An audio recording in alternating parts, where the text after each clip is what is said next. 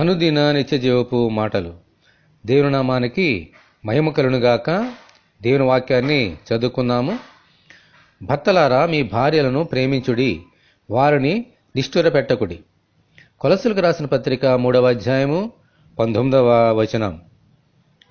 ప్రతి భర్త తన భార్యను ఏమాత్రము నిష్ఠూరపెట్టక జీవమును కృపావరములో భార్య భాగస్థురాలని ఎరిగి ఆమెను ప్రేమింపవలని లేఖనము బోధిస్తోంది. అబ్రహాము తన భార్య అయిన శారా గొడ్రాలే పిల్లలు కనకపోయినను ఆమెను తృణీకరించక జీవితకాలమంతయు ఆమెను ప్రేమించి దేవుని వలన మెప్పు పొంది విశ్వాసులకు తండ్రిగా ఈ లోకంలో జీవించాడు. ఆమేన్, హల్లెలూయా. అందుచేత దేవుడు అబ్రహామును ప్రేమించి అతని గర్భము నుండి శారా ద్వారా ఇస్సాకు అనే వాగ్దాన పుత్రుని పొందుటకు కృప చూపించారు. ఆమేన్, హల్లెలూయా.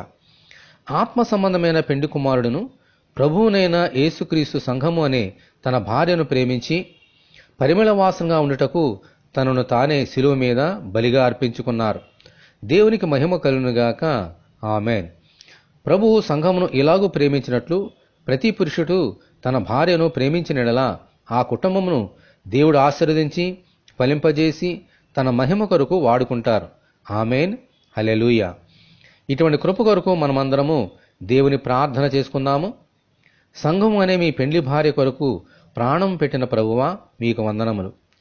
మీరు సంఘమును ప్రేమించినట్లు ప్రతి పురుషుడు తన సొంత భార్యను ప్రేమించి మీ అడుగుజాడలలో నడిచినట్లు అనుగ్రహించమని, ఈ వాక్యం వింటున్న నీ బిడ్డలందరినీ అలాగున దీవించమని ప్రభువు అయిన యేసుక్రీస్తు ద్వారా ప్రార్థన చేయుచున్నాము తండ్రి.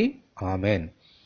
తండ్రి అయిన దేవుని నుండి ప్రభువు అయిన యేసుక్రీస్తు నుండి సమాధానమును విశ్వాసముతో కూడిన ప్రేమయును మనకందరికీ కలుగునుగాక.